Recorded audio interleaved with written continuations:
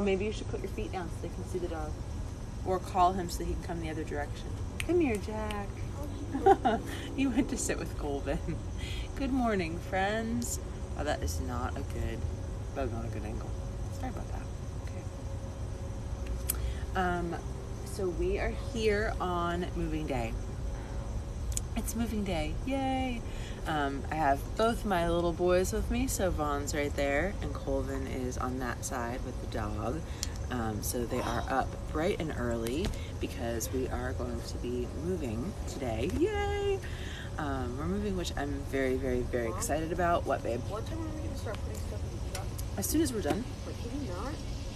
We're going to read the Bible and then we're going to go pack the truck. So, we started yesterday. We put a ton of stuff in the truck.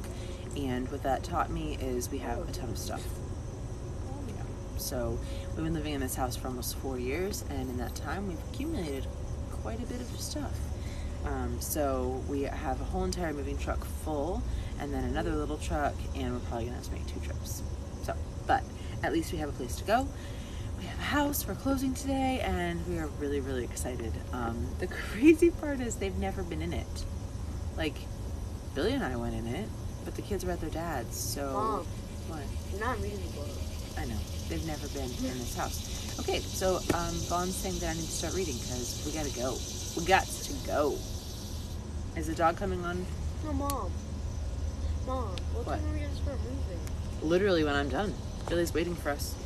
So you're saying I should not be talking? Wait, I'm too chit-chatty is what you're saying? Or do you mean what time are we going to the house? What? They were going to start moving stuff after this. Yeah, we have to keep packing. Yeah, all day. Vaughn's asking that because he wants to play. No, but I thought you said we were moving at 2. I'm so confused. We're supposed to get into the house at 2, babe, but we have to keep packing. Like, there's still stuff all over this house that we have to get and put into a pile. It's not a cute face. Okay, so today we are reading chapters 29 to 31. So we're still in Job. I feel like we have been in Job forever. Do you guys feel that way? Like, kind of ready to be done with Job, but we're still going. I'm not sure how long it is. Oh, ooh. There's 42 chapters in Job, so we're over halfway. Yay! So we're gonna do 29 to 31 today and keep on trucking with Job and then be closer to being done because that's our goal, the whole entire Bible in a year. Here we go. Okay, so Job continues speaking. I longed for the years gone by when God took care of me, when he lighted the way before me and I walked safely through the darkness. In my early years, the friendship of God was felt in my home. The Almighty was still with me and my children were around me. In those days, my cows produced milk in abundance and my olive groves poured out streams of olive oil. Those are the days when I went to the city gate and took my place among the honored leaders. The young stepped aside when they saw me, and even the aged rose in respect at my coming. The princes stood in silence and put their hands over their mouths. The highest officials of the city stood quietly, holding their tongues in respect. All those who heard of me praised me. All those who saw me spoke well of me. For I helped the poor in their need and the orphans who had no one to help them. I helped those who had lost hope, and they blessed me. And I caused the widows' hearts to sing for joy. All I did was just and honest, and righteousness covered me like a robe, and I wore justice like a turban. I served as eyes for the feet and blind for the lame. I was a father to the poor and made sure that even strangers received a fair trial. I broke the jaws of godless oppressors and made them release their victims. I thought, surely I will die surrounded by my family after a long, good life. For I am like a tree whose roots reach the water, whose branches are refreshed with the dew.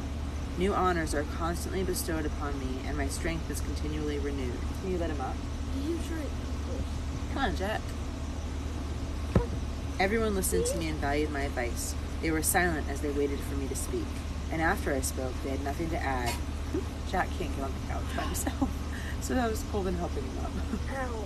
I know, right? My leg. They longed for me to speak as they longed for rain. They waited eagerly, for my words were as refreshing as the spring rain. When they were discouraged, I smiled at them, and my look of approval was precious to them. I told them what they should do and presided over them as their chief. I live as a king among his troops and as one who comforts those who mourn. Okay, that was all of chapter 29, and it sounds like Job had a pretty good life. He was pretty satisfied with what he was doing, and people, according to him, really liked him. So that sounds like a pretty good life. All right, chapter 30, it changes a little bit. Job speaks of his anguish. So he went through everything that was really, really good, and now we're going to do it backwards. I'm going to turn that so you can see Jack's cute little face. Look at that cute little face. Huh. Huh, boo. He is a cow. Okay, so Job says, now I am mocked by those who are younger than I, by young men whose fathers are not worthy to run with my sheepdogs. A lot of good they are to me, these worn-out wretches. They are gaunt with hunger, and they flee to the deserts and the wastelands, desolate and gloomy.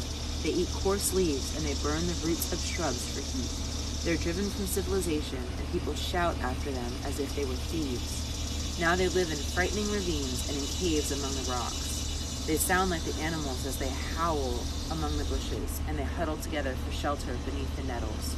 They are nameless fools, outcasts of civilization.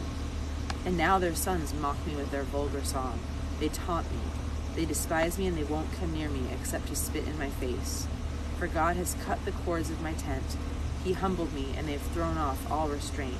These outcasts oppose me to my face. They send me sprawling, and they lay traps in my path.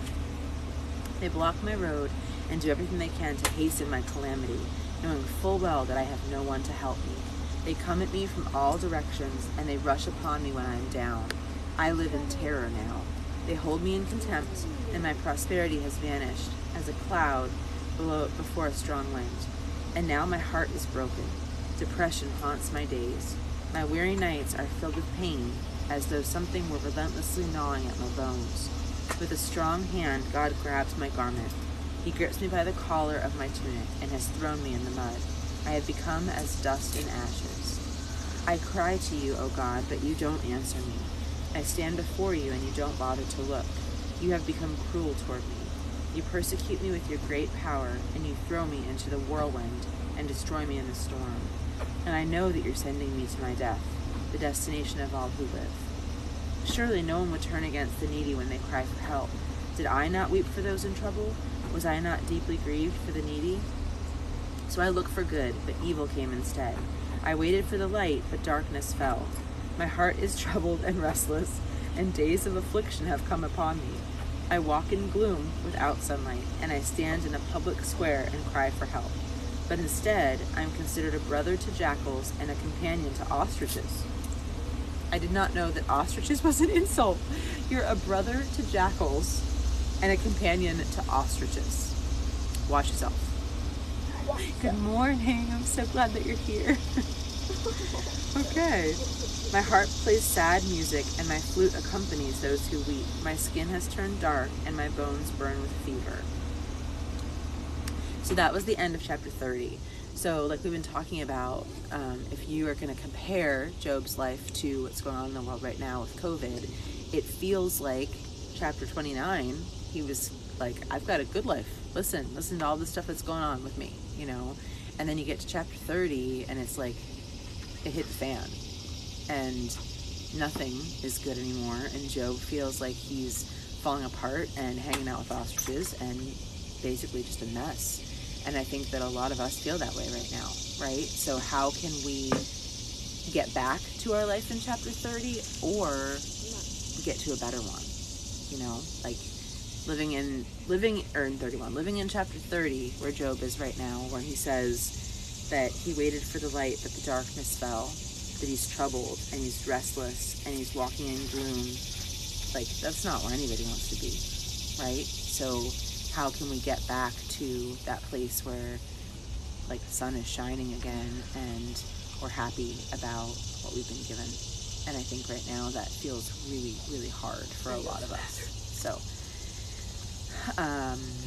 we press onward, I guess. That's what we're going to do. So yesterday it said that the fear of the Lord is true wisdom, and real understanding is forsaking evil. So we were talking about working on that as a way to start to improve our situation. So I think we are with this, like we're reading it, right? So That's going to help us to have some more fear of the Lord and some more understanding, I guess.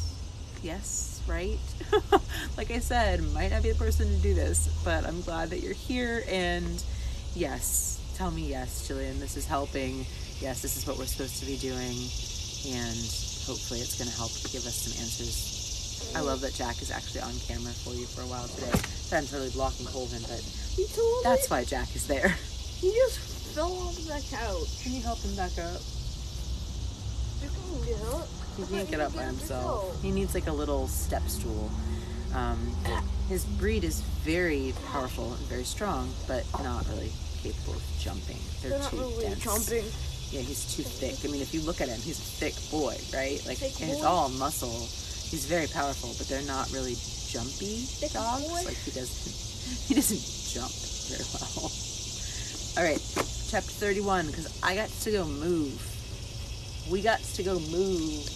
And you're getting a yard with a fence at our new house. Are you so excited? Finally, we don't have to take him away. Yes. All right. Job's final protest of innocence, chapter 31. I made a covenant with my eyes not to look with lust upon a young woman. What has God above chosen for us? What is our inheritance from the Almighty on high? It is calamity for the wicked, misfortune for those who do evil. He sees everything I do and every step I take. Have I lied to anyone or deceived anyone?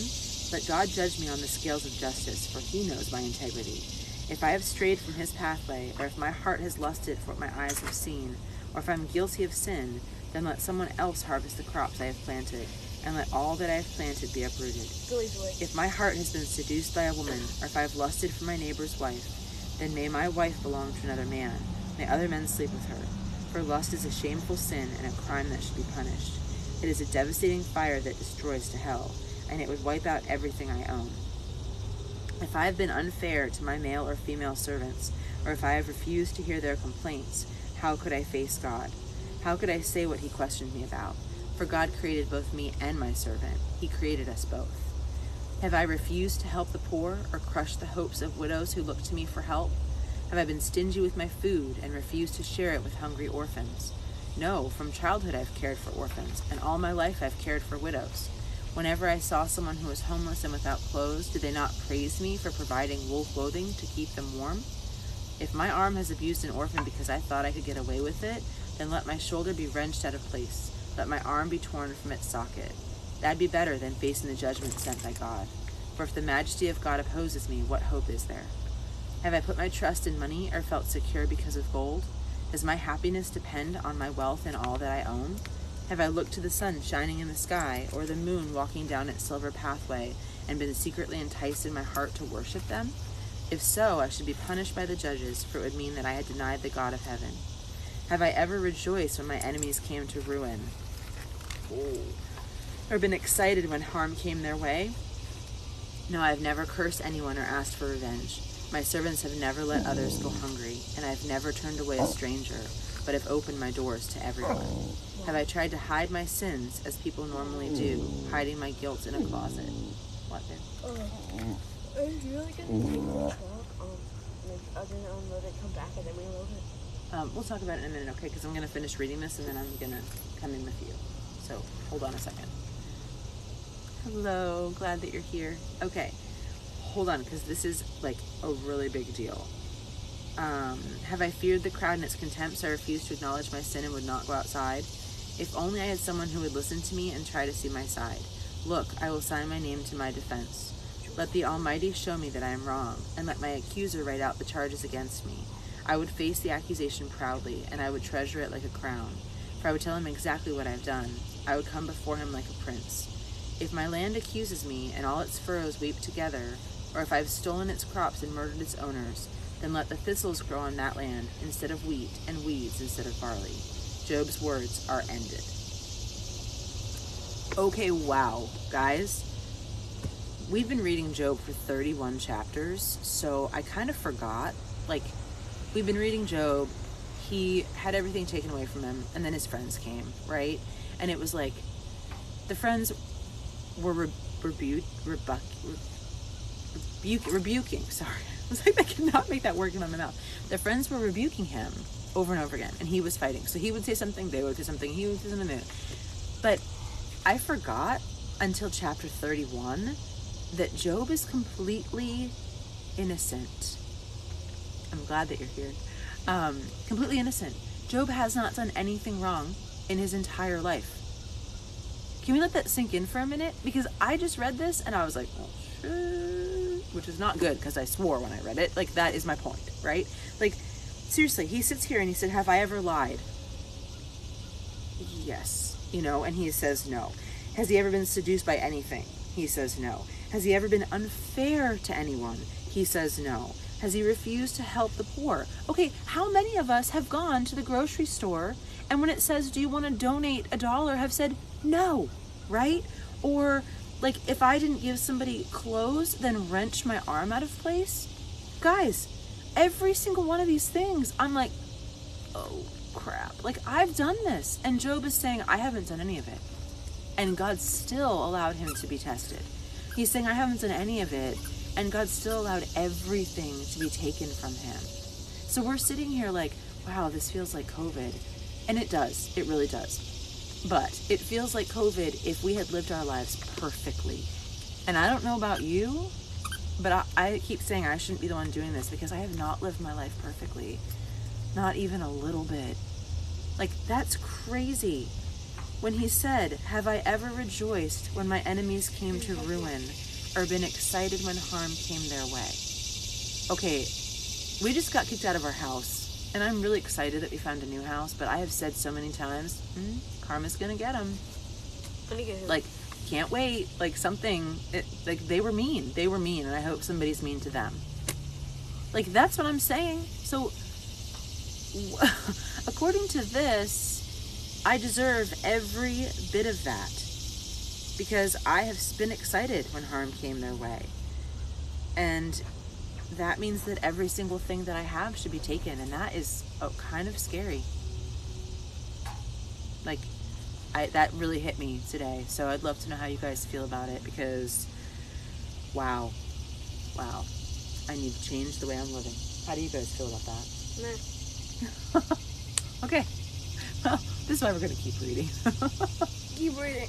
You made me feel like I just failed you as a mom. Did you go past this chapter yet? No, I remembered I was supposed to.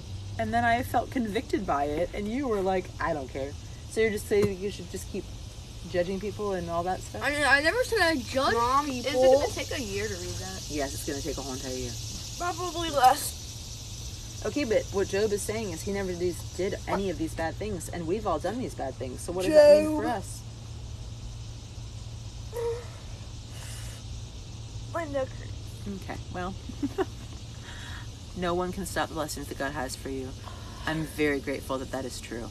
Yes. Yeah, seriously. Me too. Yes, Mom. Hold on, you ready for our joke of the day? I had to sell my vacuum the other day because all it was doing was collecting dust. That's what vacuums are supposed to do, boo. I love that I find your jokes really funny and they're very confused. Wait, who? Well, I don't. Aw, thank you. We're grateful that you're here too. I'm glad that you're here. So yeah, guys, that was all we have for today. Like I said, we are going to move. We are moving. So many people are joining. So we are gonna go keep packing because we've got a ton to do. And tomorrow, when we come to read to you in the morning, we will be in a different place. You will not see this basketball hoop. We will be in a totally different spot, which I'm very, very grateful for and very excited about. So you're totally right. Those blessings still came. I was not as good as Job, and God still blessed us. So many people are joining. And but thank you we're at guys the for end being of here. the video. We're really glad that you decided to come see us today. Hold on. Come here. Come here, Jack. So many people I can't move you. joined. Come here. We're at the very end of the video, so Hold on. there's really no Turn this way. use. Okay, gotcha. Oh, say hi. We are staying in the same town. We're going to still be in Pennsylvania. We're just moving to a different home because our landlords are going to sell. So it's only 5 minutes away, but still in this area. So, hello, good morning. Thank you for being here. And there's a free pool that we just don't have to clean. Hi. Yeah, so These are my 2 youngest. I've got 2 of them with me, and we're gonna go head inside because we're gonna go keep packing and grab the other 2. You're right. This They're is not, power the of baby's Jesus. not thrilled about the packing. He does not want to do that. So, God is good all the time. Amen. Yeah. She said good. Amen. Whoever said Well, great. we will see you tomorrow when we finish up Great. Job. I hope that you guys have a fantastic day. Thank you so much for being here. We're very grateful for you. And we will see you tomorrow. Have a good one. Bye.